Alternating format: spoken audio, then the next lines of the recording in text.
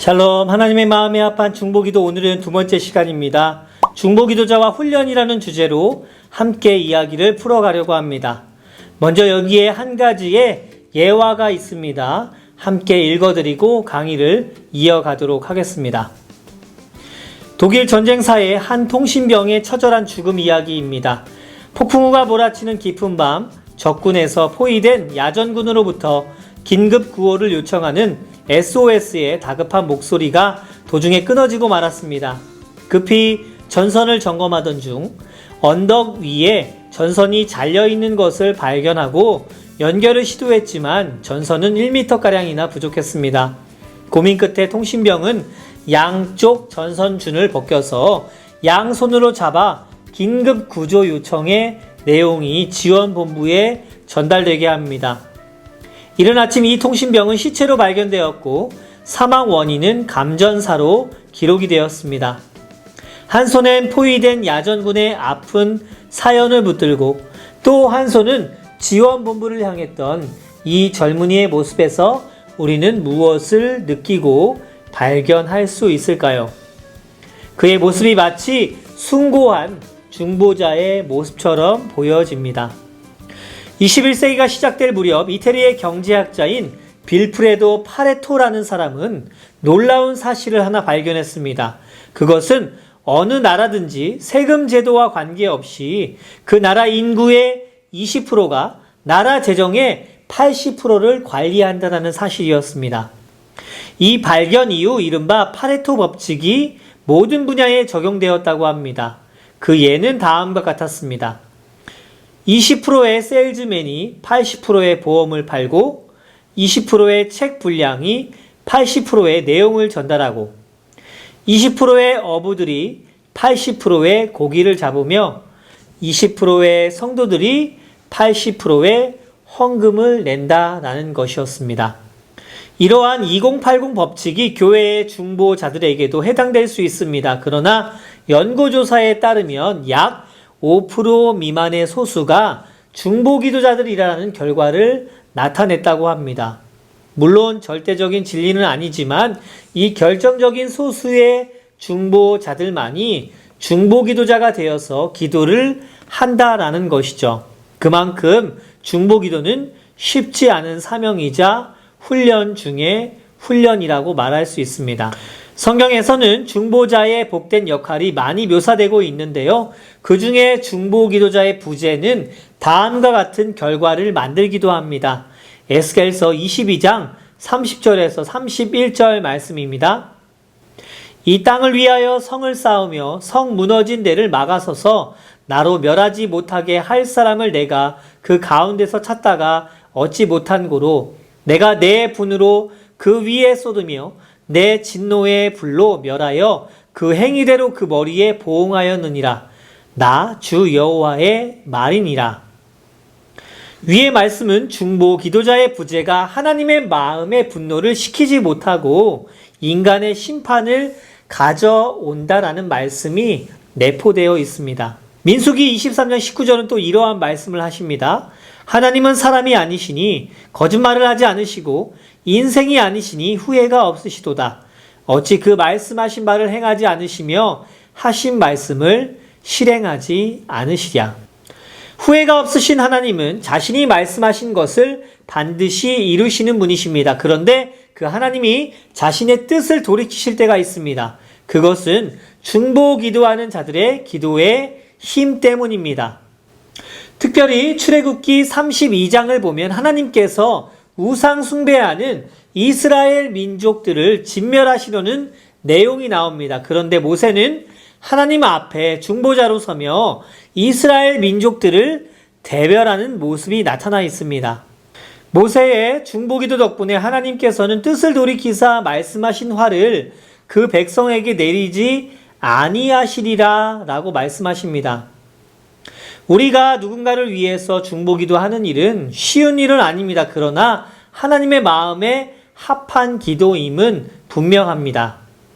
하나님의 진노를 거두어 화평을 이루는 가장 좋은 방법은 스스로 중보기도의 사명을 깨달아 이에 헌신하는 것입니다. 중보기도는 사랑과 믿음이 성숙한 성도들이 드릴 수 있는 성숙한 기도인 것이죠. 중보기도에는 희생이 따릅니다. 그리고 중보기도에는 많은 시간과 수고, 땀과 눈물이 필요합니다. 그래서 중보기도는 역사하는 힘이 큰 것이죠. 우리는 정말 원하는 일을 간절히 마음으로 할 때 그 일을 목숨 걸고 한다라고 말합니다. 여러분은 살아오면서 어떠한 일을 목숨 걸고 해본 적이 있으신가요? 특별히 중보기도를 목숨 걸고 해본 적은 있으실까요? 이러한 질문을 하면 남을 위해 기도하는데 굳이 목숨까지 걸면서 기도할 필요가 있냐라고 되물으실 것 같습니다. 하지만 중보기도의 사명을 가진 제사장인 우리는 그렇게 기도해야 하고 그런 마음으로 기도해야 합니다. 간혹 어떤 분들은 왜 하나님이 나의 기도에 응답하지 않으실까 질문하시는 분들도 있습니다. 그럴 때 우리는 나 자신에게 이런 기도를 솔직하게 해봐야 합니다. 나는 정말 죽도록 기도해 보았는가? 라는 질문입니다. 하나님은 목숨을 걸고 기도하는 자들의 기도를 절대 그냥 넘어가지 않으십니다. 목숨을 걸고 하는 기도는 하루 이틀 집중해서 죽도록 기도하는 수준이 아닙니다. 또 단순히 우리가 기도의 시간을 늘리고 목이 쉬도록 부르짖는다고 해서 되는 기도도 아닙니다. 목숨을 건 기도는 모든 것을 하나님께 다 맡기는 기도인 것이죠. 다시 한번 말씀드리겠습니다. 목숨을 건 기도는 나의 생각, 의지, 바람 등을 모두 다 내려놓고 나의 하나님께 다 맡기는 기도입니다. 기도의 과정, 기도의 응답, 기도의 능력 등 모든 부분을 다 하나님께 내어 맡기는 기도가 바로 목숨을 거는 기도라는 것입니다. 이러한 기도는 하나님 앞에서 기도의 이유를 따지지 않습니다. 하나님은 나의 기도를 들으시는 분, 내 모든 기도의 이유가 되시기 때문입니다. 또 과정도 따지지 않습니다. 시작도 기도, 끝도 기도이며 하나님이 기도의 시작과 끝이 되어주시기 때문입니다. 또한 이러한 기도는 기도의 응답을 따지지도 않습니다. 모든 응답이 하나님께 속해 있음을 알기 때문입니다. 나의 뜻대로 이루어지지 않는다고 해서 기도가 응답되지 않았다고 착각하지 않는 것이죠. 또한 기도의 능력 또한 따지지 않습니다. 기도의 능력은 하나님께로부터 시작하고 그 능력을 거두시는 분도 하나님이심을 알기 때문입니다. 이러한 기도를 하는 사람이 바로 목숨을 걸고 기도하는 사람입니다. 모든 기도의 중심을 하나님께 두기 때문인 것이죠.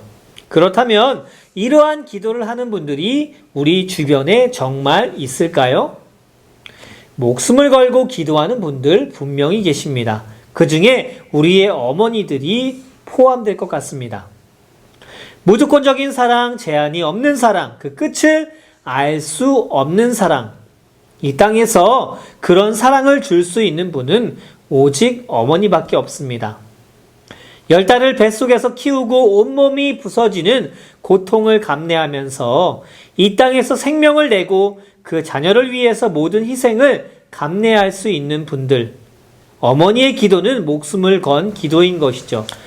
예수님은 십자가 위에서 어머니 마리아를 찾았습니다. 그리고 그 곁에 있던 사랑하는 제자 요한에게 어머니를 부탁합니다. 예수님은 세상의 모든 죄를 대신 지고 십자가에 달리신 하나님의 아들이셨지만 피와 물을 흘리며 십자가에서 죽어가는 자식을 바라보면서 피눈물을 흘리는 어머니 마리아의 아들이기도 했습니다. 마리아의 아들인 예수님은 십자가형을 받았습니다. 이는 로마 황제를 모욕했다는 의미이며 로마의 체제를 부정하는 자로 사람들은 판단했습니다.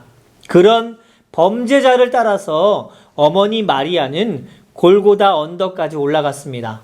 아무리 그가 어머니라고 해도 로마 군인들에게 해를 당할 수도 있는 상황이었습니다. 그런데 어머니 마리아는 자신의 안전을 먼저 생각하지 않고 예수님을 뒤를 따라서 골고다 언덕길을 함께 걸어 올라갔던 것입니다.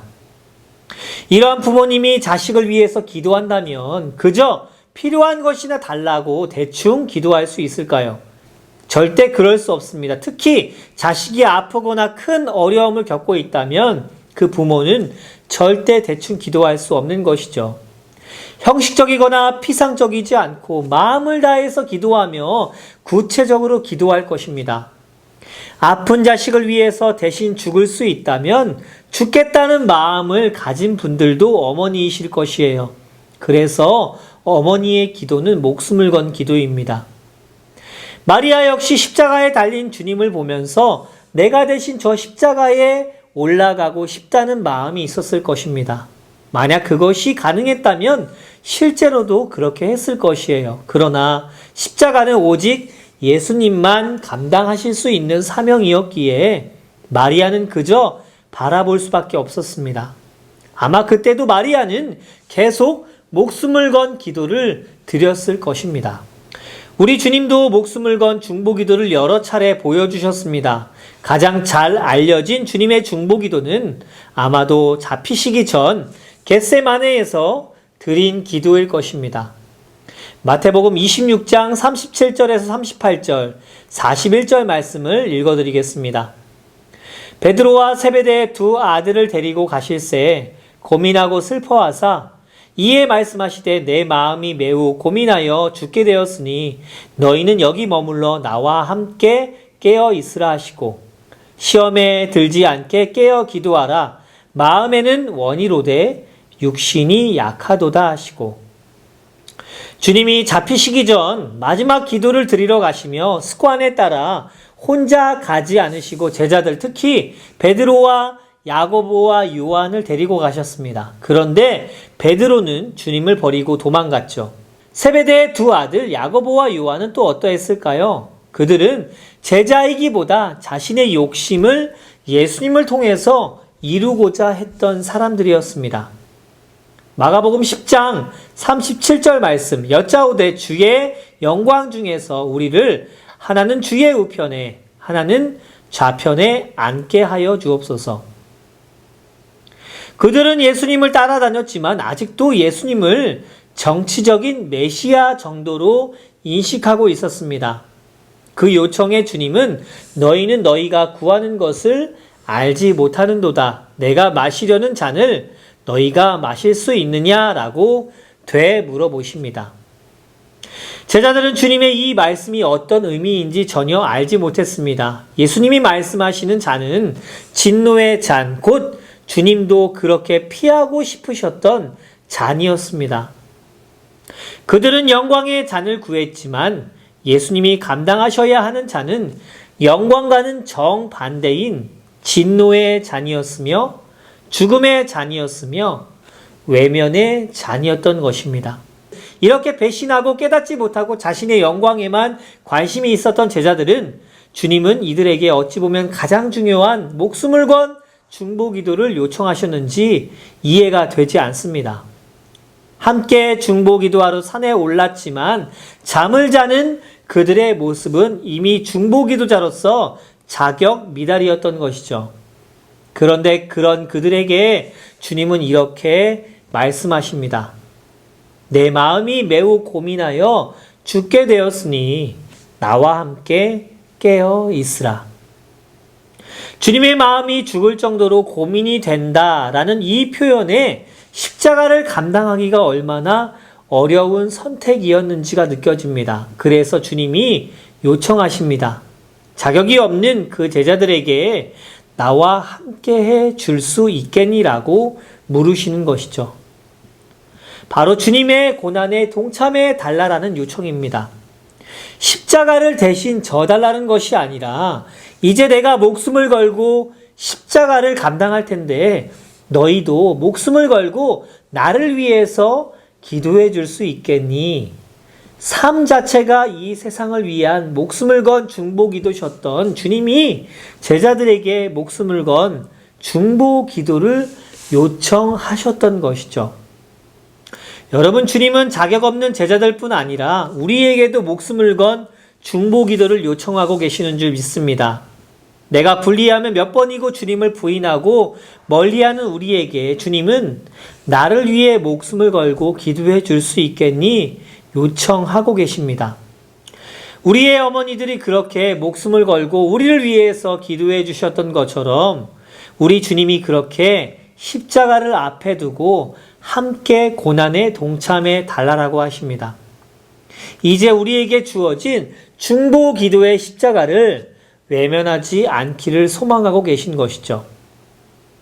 이 시대의 교회는 힘이 없어 무능력해진 것이 아닌 기도에 목숨을 걸지 않아서 하나님의 역사를 보지 못하고 있습니다. 주님은 이제 공동체가, 교회가 중보 기도를 하길 원하십니다. 목숨을 건 그 기도를 원하시는 것이죠. 앞에서도 이야기 드렸듯 목숨을 건 기도는 모든 것을 하나님께 다 맡기는 기도입니다. 나의 생각과 의지, 바람 등을 모두 다 내려놓고 나의 하나님께 다 맡기는 기도인 것이에요. 기도의 과정과 응답, 능력 등 모든 부분을 다 하나님께 내어 맡기는 기도가 바로 목숨을 거는 기도입니다. 혼신을 다해서 기도하며 주님의 요청에 반응하기를 소망하고 계신 것이죠. 우리가 목숨을 걸고 기도할 때 하나님의 나라는 세워질 것입니다. 특별히 연약한 우리를 통해서 하나님의 나라가 세워질 것이에요. 그렇다면 우리는 목숨 건 중보 기도를 하기 위해 어떠한 훈련을 받아야 할까요? 여기 한 수영 코치의 이야기가 있습니다. 이 수영 코치는 소년단에서 수영을 가르쳤는데 이 그룹의 소년들은 수영 테스트에서 합격을 해야 소년단 배지를 받을 수 있었습니다.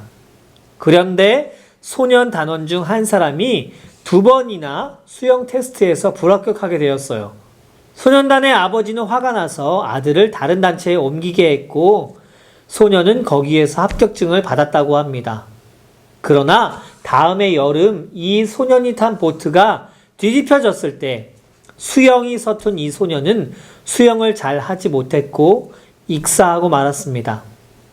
이 사고를 접한 코치는 안타까워하며 이렇게 말했다고 합니다. 보트가 뒤집히는 것과 같은 갑작스러운 변을 당해도 침착하게 수영을 할 수 있으려면 혹독한 훈련을 거쳐야 합니다. 우리는 중보 기도를 하며 다양한 어려움에 직면하죠. 어떤 이들은 집중력을 가지고 오래 기도하지 못하는 사람이 있습니다. 다른 사람의 사정과 마음을 공감하지 못하는 사람도 있고 자신의 문제를 털어놓지 않으려는 사람, 인간관계가 껄끄러운 사람 등에 대한 어려움이 있습니다. 그렇지만 이러한 수많은 어려움 속에서 가장 큰 어려움이라고 한다면 우리들의 싸움은 혈과 육의 싸움이 아닌 영적인 싸움이라는 것에 있습니다. 에베소서 6장 12절 13절 말씀은 이렇게 이야기하고 있습니다. 우리의 씨름은 혈과 육을 상대하는 것이 아니요 통치자들과 권세들과 이 어둠의 세상 주관자들과 하늘에 있는 악의 영들을 상대함이라. 그러므로 하나님의 전신갑주를 취하라. 이는 악한 날에 너희가 능히 대적하고 모든 일을 행한 후에 서기 위함이라. 아멘. 여러분, 성도들의 싸움은 눈에 보이는 혈과 육의 싸움이 아닙니다. 영적인 싸움인 것입니다.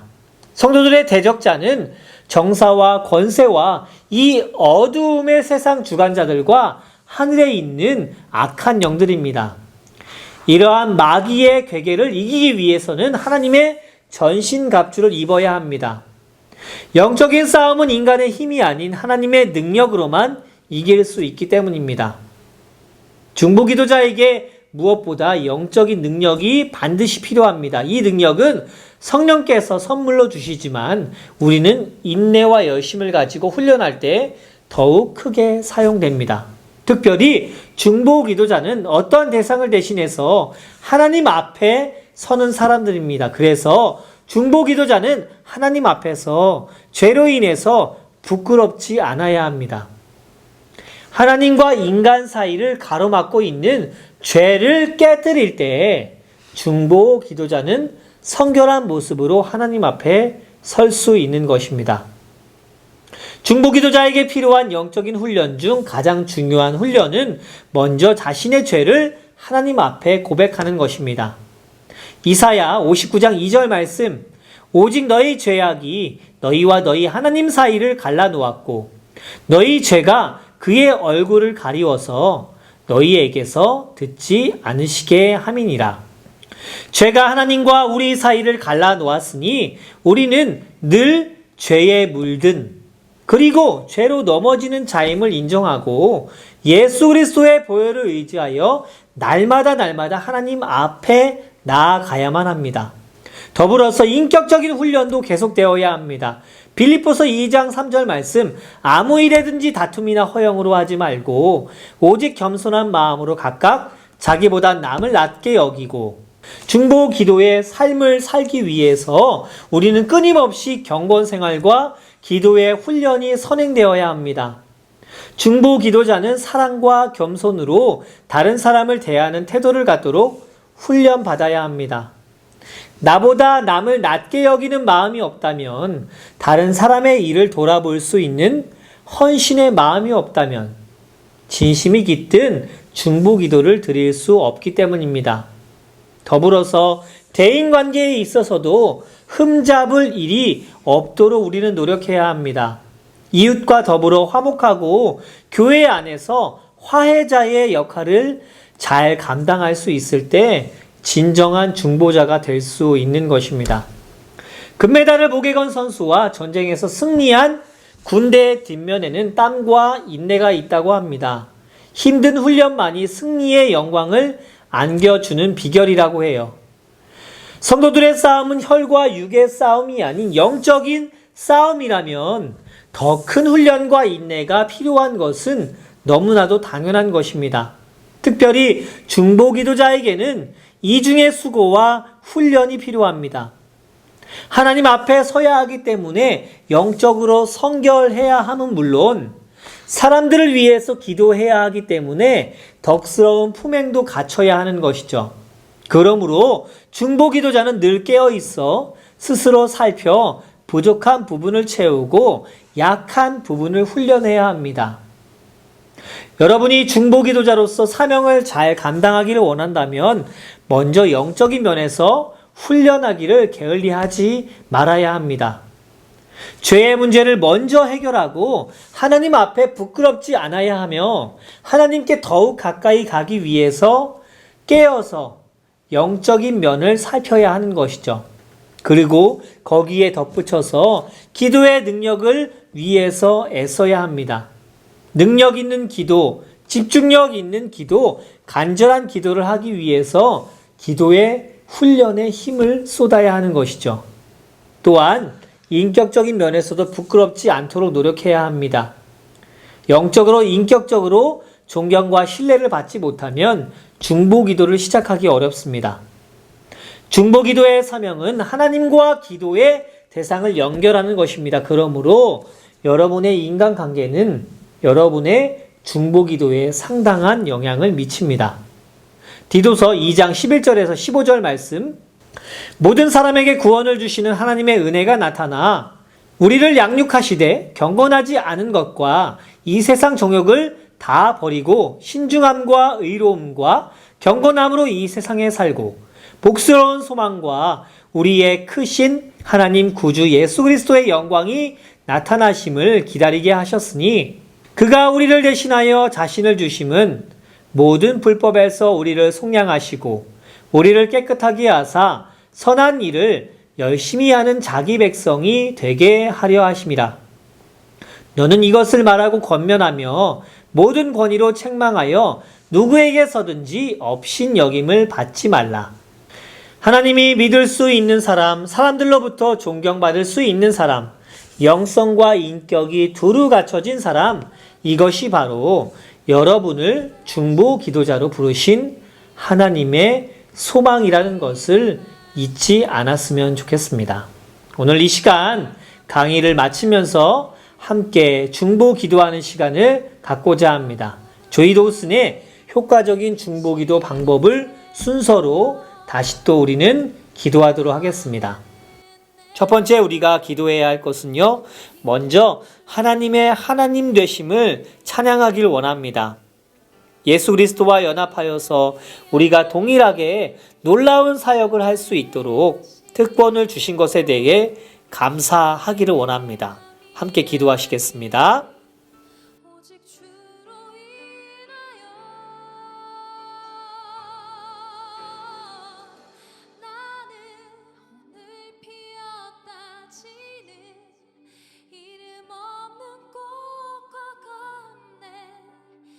바다에 있는 파도 안개와 같지만 주는 나를 붙드시고 부르짖음 들으시며 날 귀하다 하시네. 나 오직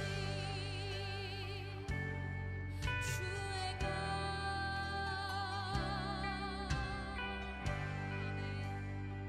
함께 고백합시다. 온 땅의 주인. 두 번째, 우리 속에 고백하지 않는 숨어있는 죄가 있는지 성령께서 깨닫게 해주시도록 기도하면서 하나님 앞에 우리의 마음이 깨끗하게 되도록 기도하십시오.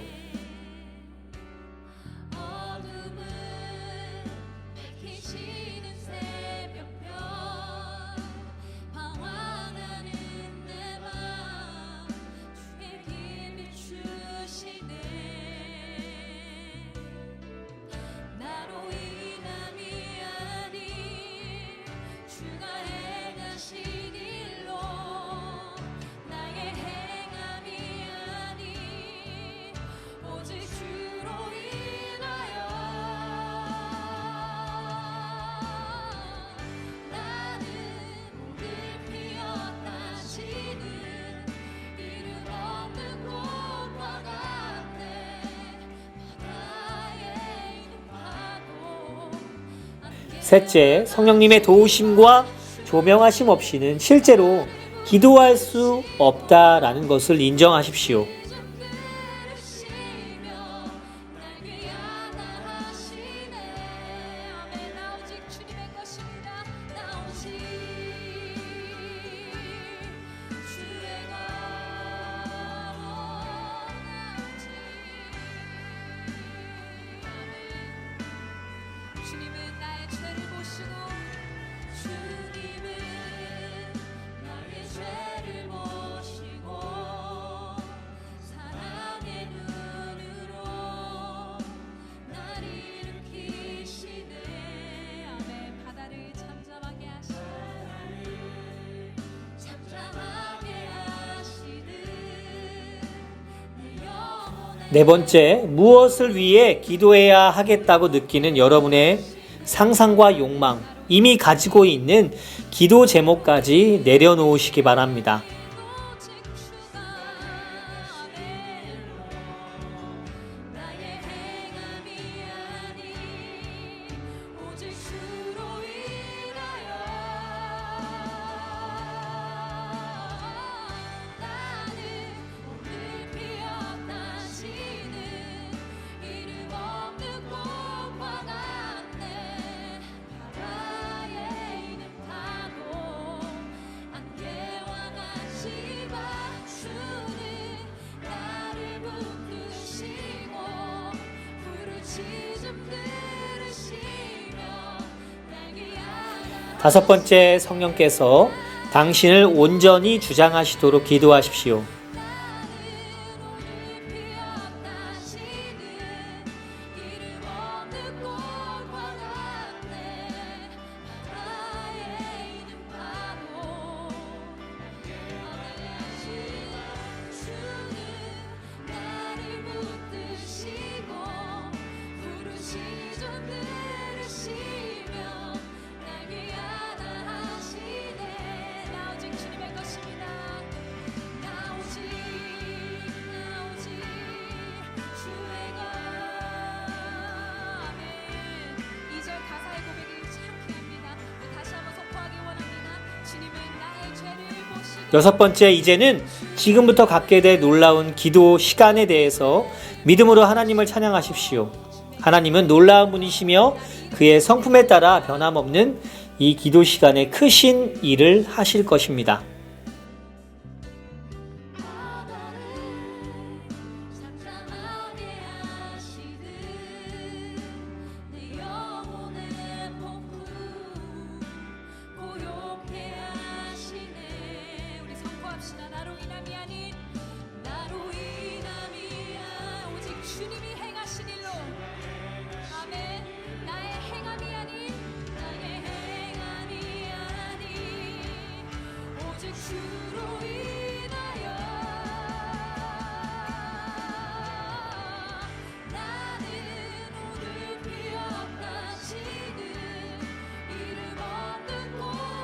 끝으로 오늘 배우고 듣게 된 강의가 우리의 삶에 잘 적용되도록 기도하도록 하겠습니다.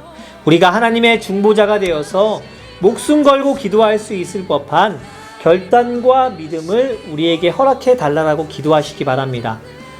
우리의 싸움이 혈과 육의 싸움이 아니라 영적인 싸움이기에 하나님께 모두 다 맡겨드리고 끊임없이 경건 생활과 기도 생활이 내 삶 가운데 지속될 수 있도록 이것을 위해서 함께 기도하도록 하겠습니다. 다 함께 기도하십니다. 선포합시다. 여러분의 영혼에게 선포합시다. 나로 인함이 아닌 주가 행하신 일로 나의 행함이 아닌 아멘. 오직 주님으로 인하여 나로 인함이 아닌 아멘 아멘.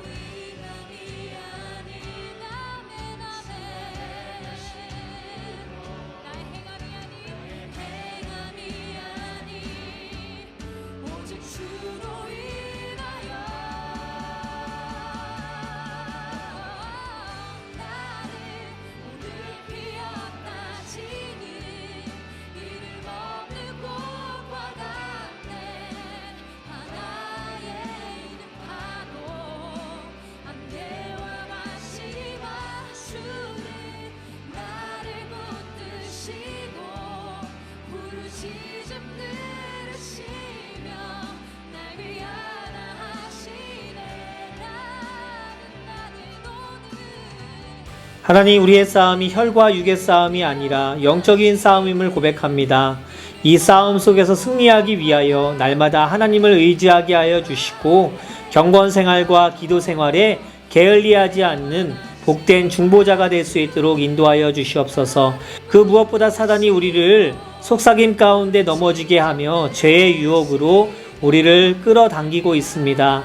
하나님 그리스도의 보혈로 마땅히 죄의 유혹을 끊어버리게 하여 주시고 하나님을 의지하여서 삶 가운데서 승리할 수 있는 복된 자들 모두가 될 수 있도록 인도하여 주시옵소서. 경건의 모양만 갖추며 경건의 능력이 없는 자가 아니라 경건의 모양과 경건의 능력 또한 갖춘 복된 중보기도자가 되어져서 하나님을 위해서 목숨 걸고 기도하고 하나님의 나라를 위하여서 목숨 걸고 기도할 줄 아는 복되고 축복된 귀한 중보자가 모두가 되게 하여 주시옵소서.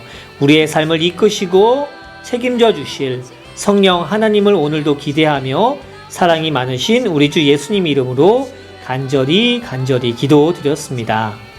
아멘.